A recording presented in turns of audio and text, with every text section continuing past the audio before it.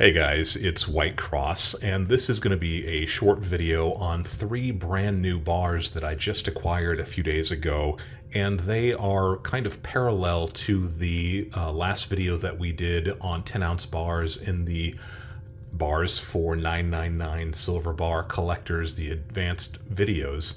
That 10-ounce bar videos, we talked about bars up to and including 10 ounces greater than 1 ounce. And I've got 3 brand new bars that would have fit in perfectly with that video if I had just had them a couple weeks earlier. So think about this video as kind of an ancillary video to that video, and I will put a link to that one down below. If you are new to the channel, I appreciate you being here today. I hope that you'll consider subscribing to the channel. It's a way to see new videos as they are released. It's also a way to work into YouTube's algorithm for other people who are looking for this type of information. That little oval subscribe button down below the title there. If you are already a subscriber and you're returning to watch this video, I appreciate you spending time with me, especially because I know those ads can be a drag to have to watch sometimes. Your time being spent with me again makes me feel like I'm putting out the right kind of information for those folks who are looking for it, and I really appreciate you being with me here again today. And if you're returning and you haven't yet subscribed, well, hopefully you'll click that little subscribe button too.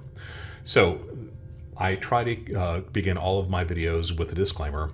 I'm not a financial advisor. I'm not trying to offer financial advice. I'm just trying to share some of my experiences as I've been buying and selling precious metals and rare coins for the last 30 or 40 years. And I also try to begin the videos with a concept or two. And this time I'm going to weave those into it. We talked about the ideas of diversification in the last of the videos in the 999 silver bars for advanced collectors, the 100-ounce bars. We talked about diversification and how that putting all of your eggs into one financial basket doesn't allow for diversification. And it's apropos, and it works perfectly with this video because I have been exiting out of a few of my more common items recently, and I just happened to come across these bars that are somewhat rare. And if I had all of my funds tied up in a particular item right now, I wouldn't have had the funds to go after these bars. So another word of caution when you're buying some of these more expensive items, especially if you're buying larger silver bars, just keep in mind that it can tie up resources when the very unexpected but gotta have items come on the market. And I think that kind of leads into the idea that the current state of the silver market is just beginning to drive items that have been in really strong hands back into the marketplace. So there are people like me and people who have even more interesting things than I do who have decided to take advantage of these very high silver prices currently, and more importantly, those really high premiums being charged on top of the price of silver to exit some positions, take some gains if you need to, and have some working capital to look at other things. Recall that premium is the amount of money that you are charged over and above the cost of the precious metals in whatever vehicle it is that you're buying. And I think these prices are starting to drive some unusual items back into the marketplace that maybe have been hidden for quite a while. Case in point, I've talked about these bars before. Again, that 10-ounce 999 silver bars for advanced collectors video. I'll put that title down below, or the link to that down below. But I talked about these bars. This is a pretty common 10-ounce bar that allengelhard.com calls their commercial second series bar, probably mid to late 1980s. Standard commercial bar. And I was buying these the late 1980s, really up until probably about 97, 98, 1998. And these were quite inexpensive, but I made a point of picking these up whenever I saw them, as long as they were still sealed in the original vinyl pouches like this one. And recently I have sold several of those. I took advantage of those prices myself. And these had been part of my stack since easily 2000. So going back 15 or 20 years for most of them, I decided that now was the time to kind of move out of some of these items. They have appreciated in price. They've become more and more scarce because of attrition. And the market seems to be really reacting favorably to these bars. Take advantage of them move out of these. If you watched the recent video that I put out about me selling some of my orphans or more common individual pieces that no longer really fit into my stack recently, and I'll put a link to that video down below as well.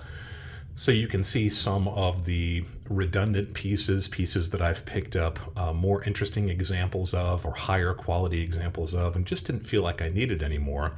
I exited out of 7.5 ounces of that material, not very much, but it keeps money coming into my funds so that on the off chance that I find something interesting on the market that I really like, my powder is dry, I've got sufficient ammunition to go for it. And that's the same thing that happened with these pieces. I visited a local dealer that I don't go to that often, and they had just gotten an estate group of silver in, and this included a large silver punch bowl with a bunch of odds and ends of silver flatware, and these 3 bars. And these bars are a little bit unusual, a little bit scarce. These are some of the older 10-ounce poured bars, 10-ounce class, because they're not specific.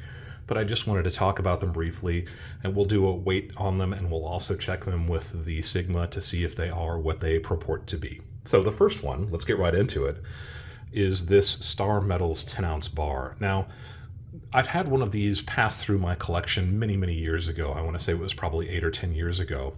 And they are not super, super rare. They're uncommon, but they benefit from having a very pretty kind of Snickers bar, loaf bar style. Some people call these a bathtub style or a coffin style.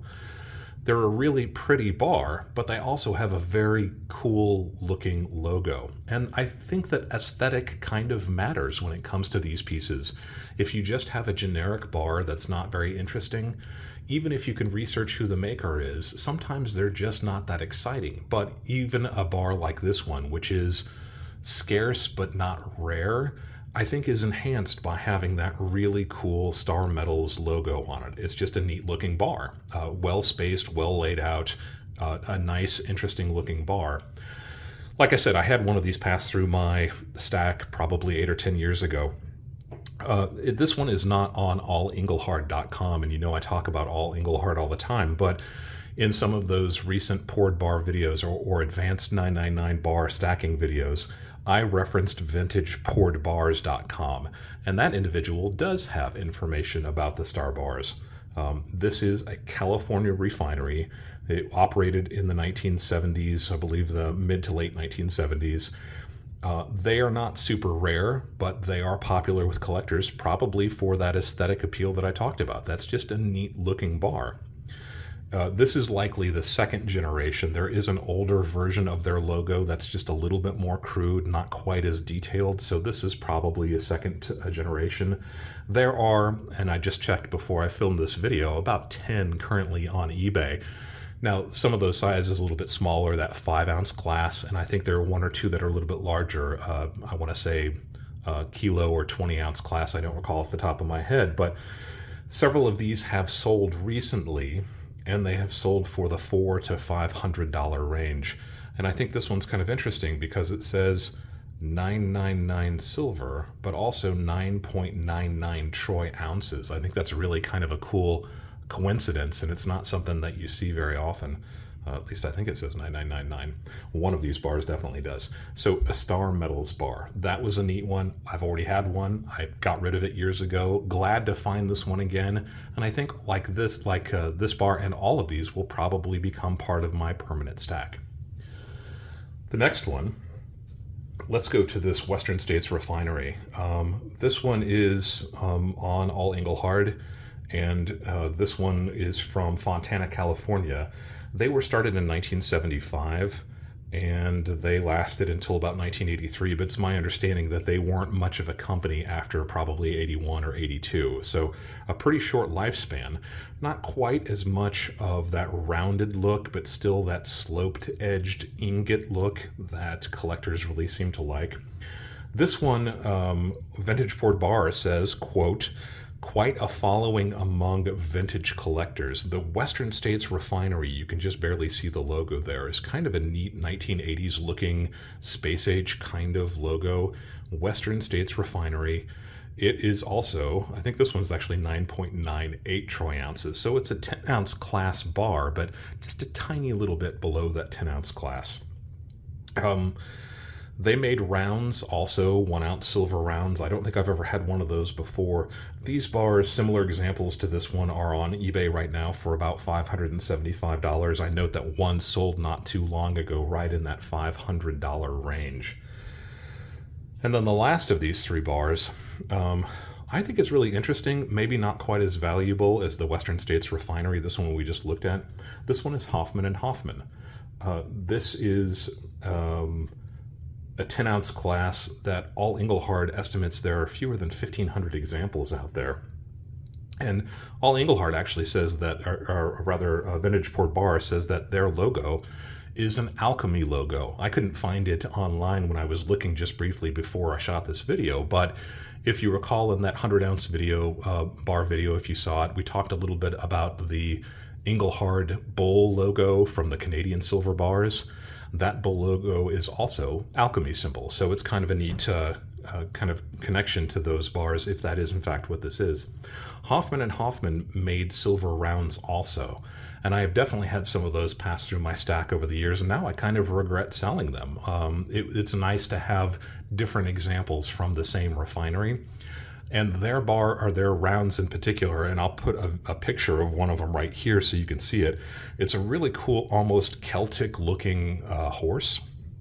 Just a beautiful round that you don't see people put that much attention into their rounds. At least you didn't when they were making these. The Hoffman and Hoffman bar sold recently in the $400 to $500 range on eBay. So all of these are kind of comparable, some a little bit more scarce than the others.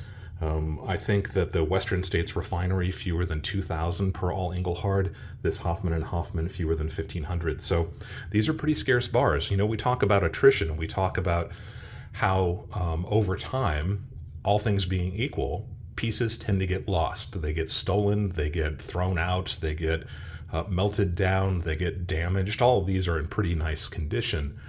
And all of these bars date to probably the late 1970s to very early 1980s. So you're talking about bars that are between 40 and 50 years old now. If the initial run of these types of bars were somewhere in the 1,500 to 2,000 range, how many still exist? Maybe half, somewhere in that area.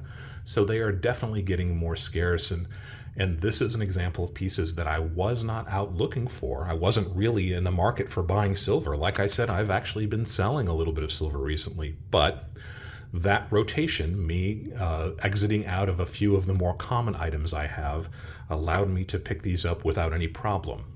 There was no issue coming up with the money for these. I saw them, I bought them right there on the spot. So let's do a quick measurement. We'll use both the Sigma and a digital scale just to see where they fall. And we'll start with a Western States Refinery bar. Once again, this is out of Fontana, California, and it says 9.98 troy ounces. I've got my digital scale here set at ounces troy, OZT, and it's supposed to be 9.98.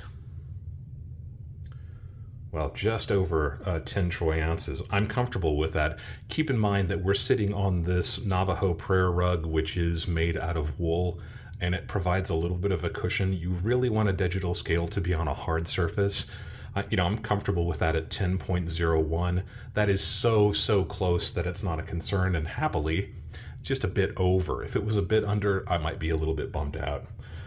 Let's go with the Hoffman and Hoffman bar. This one is supposed to be 10.29 troy ounces. You can see it there. 10.29, again, we're zeroed in. 10.30, you can't get much closer than that. Again, we're on the blanket to begin with, but I am very comfortable with that weight. And then the last bar is that star bar, and it says 9.99 troy ounces. Let's see where we are.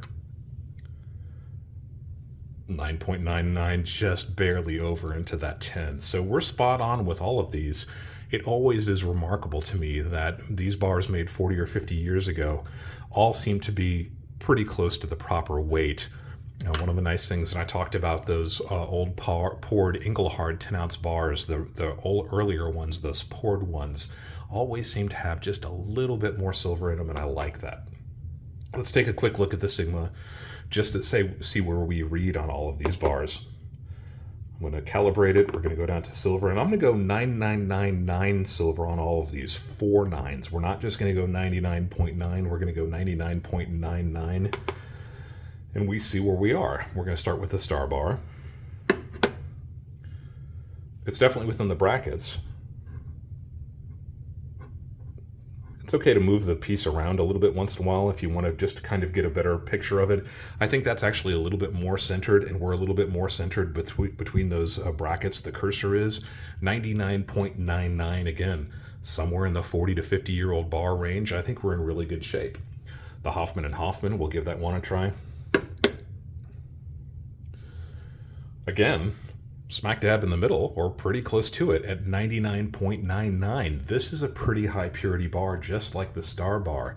And then the last one, this Western States Refinery. Let's go ahead and try that one too and see where we are. All three of these bars, 99.99% pure. I love the weights. They're all accurate. I love the purities. They're all at least as high as I would want them to be. So, 3 brand new poured vintage bars, somewhere in the area of 50 years old. Would you have bought these if you'd gotten the opportunity to? If it matters at all, I didn't pay much of a premium compared to everything else that's on the market right now. You know, we're all paying ridiculous premiums. These were all in that $5 per ounce premium range. So somewhere in there, not just $5 an ounce, take the price of the silver, add that $5 per ounce to it. And that's about how much I paid for each one of these bars. Comfortable with that. I think they'll make a nice addition to my stack. I wish I had had them when I was shooting the videos for the 10-ounce bars just a few weeks ago. But again, think of this as kind of an addendum to that video. And hopefully you'll get an opportunity to go back and watch those videos too. I think they're pretty interesting. So 3 brand new bars for the collection. Let me know your thoughts about them. Don't just dislike it or like it if you like these bars. Give me some comments. Let me know if you would have picked these up, if there's one that's your favorite, if there's one that would have particular interest for you. Are you looking for these types of bars? Are you picking them up when you see them? Let me know your thoughts. If you have any questions about these bars, go ahead and leave a comment below and I'll try to address them the best I can. I'm doing a little bit of more research on them, so maybe I'll be able to answer some of the more finer points on them. If you have suggestions of any videos you'd like to see me make for silver, for gold, for even rare coins, if there's information that you would like me to try to address, ask down below and I will look and see if my knowledge base is sufficient for answering those types of questions. And as always, thank you for allowing me to be a part of your journey as you go deeper into the world of physical precious metals.